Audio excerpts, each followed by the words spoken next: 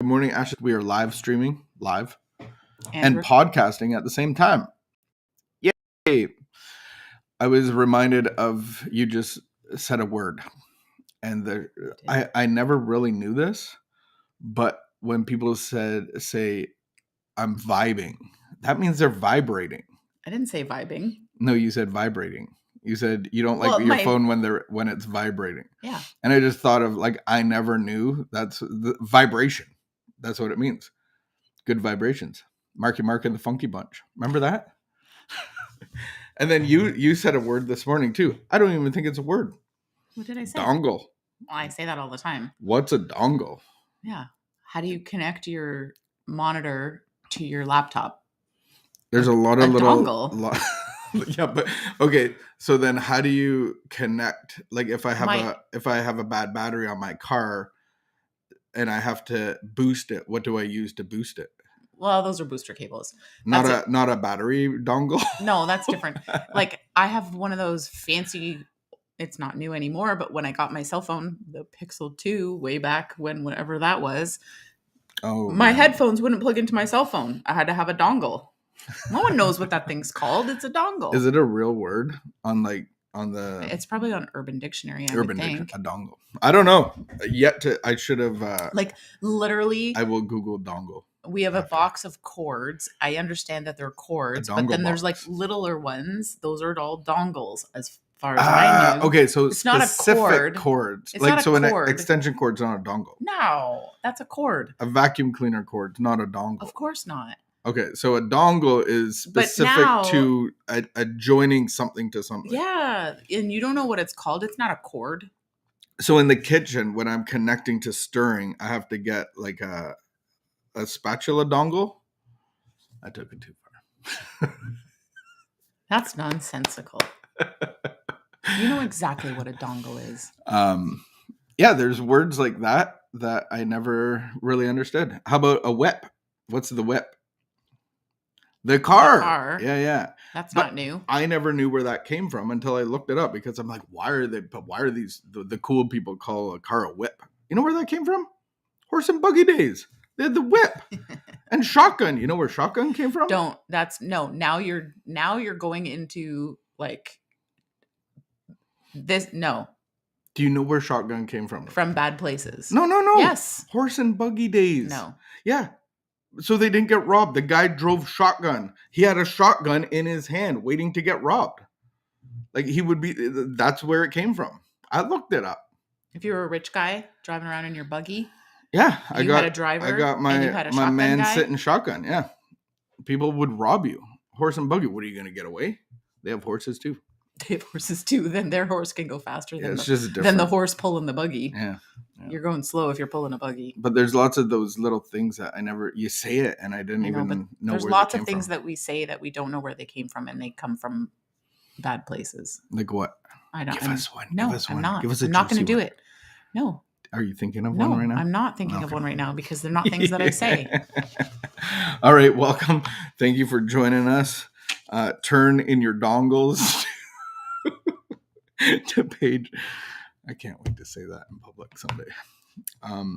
There's never a reason. February the 1st. Oh, I think it's the coffee as well, because my hands are sweaty. Wow. But I have an anticipation and excitement because we get keys to our new lease location today, and we're setting up our kombucha brewery, our social enterprise, and it's exciting days. So hopefully you can come and visit us one day soon. All right, let's get our read on. February the 1st, it is going to be talking about taking the first step. Here we go. Have you taken the first step? This will be a good conversation. All right. It has potential anyway.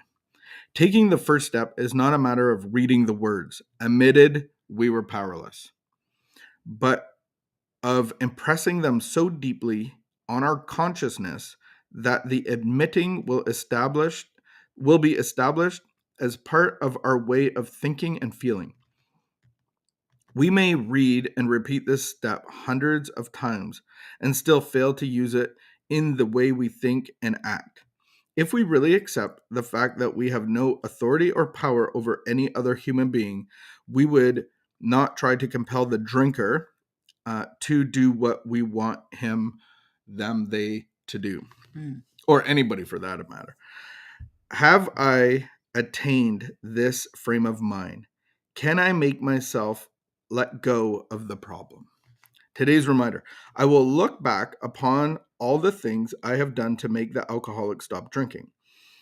Or I can look back and go, how are all the ways that I tried to stop my drinking, control my drinking? Mm-hmm. Has it produced one iota? There's a good one. Iota. Is that a dictionary word? Yeah. Has it produced one iota? I've never seen it written. Of improvement to scold, weep, complain, accuse, reason, appeal, or threaten? Am I any better off today for indulging in these futile gestures? Is the drinker any closer to sobriety? Or is the situation worse? Ooh. Quote of the day: I pray for the wisdom to realize that progress begins only when I'm ready to detach myself from the idea that I alone can control this and solve another's problem. Ooh. Taking the first step. Admitted we were powerless. It's an interesting concept to understand because, like, for my experience for 15 years, I would never admit that alcohol had power over me because I drank and I controlled it and I did what I wanted to do. There were consequences of certain things, but I just thought that was just part of drinking. Like, we all have consequences to everything. You have consequences to overeating, you have consequences to smoking, you have consequences not paying attention and falling up the stairs. Like, there's always consequences. So I just figured that that was just part of having fun. Like, sometimes you get in trouble, sometimes you get in a little tussle, sometimes you don't make it home. Like, it was just normal stuff. Yeah, for sure. And I think that we can look at all other things in our lives too that we've tried to control. And the thing about admitting that we're powerless doesn't mean that we're weak. That's, I think, where people get caught up, is like, powerless doesn't mean like I'm weak or worthless. That I'm powerless means I can't control this thing, but I have power of choice to do something different. I have power of choice to look outside of myself for a better solution. Here's a thought. I know when I'm going down the wrong road, and recovery has shown me how I play God and why I'm playing God. Mm-hmm. And the whole point of recovery is letting God do his job, me becoming the child and the recipient of his authority and power. But I can tell that I'm going into my first step problem of taking power by giving advice, by telling people how they should be doing things. I think that's one way that I am very aware of, that I try not to ever give advice, or I just try to, maybe I resonate with somebody that's sharing something, but I'm very careful on not giving advice because I think we all have to lead people into a relationship with God. There's people that are in crisis that are looking for answers. And it's very hard not to be like, well, if you did this, this, and this. But even advising somebody what alcohol is doing inside of them, and people that have relapsed, let's say, and really understanding that maybe in the first 2 weeks, you're not even capable of not going to the beer store or not reaching out because you have this physical. You do advise that, or you don't advise that? No, I would. No, what I'm saying is I would just share on the first step problem about what alcohol does to me power wise. I have no power, especially if somebody starts drinking again. They're not going to be able to physically stop on their own. Mm-hmm. So then I would just share that. And then what are some options that you could do? So very good conversation on first step, admitting that we're powerless. I think sometimes we think that we get our power back. I've come to understand that these steps, somebody said that, or people say it all the time, that if you drink, that means you don't understand step one. And so you can't get any further in the process if you keep drinking because you don't understand step one. I'm not sure entirely. Like, I understand that concept, but doesn't every situation have a step one route of, like, even when I'm trying to exert power over my bank account, or I'm taking control over what I'm doing for a career, or I leave God out of a lot of things, or we can leave God out of a lot of things. Isn't that admitting that I'm taking power back in certain parts of my life? Yeah. So I think step one is connected to the whole of our recovery, and that's all I have to say. You mean the about whole that. of our life? The whole of our lives, yeah. Admitted that we were powerless. So then, do I ever gain power, or do I remain in? If I remain connected to God, then I have His power. Don't you have the power to connect to God?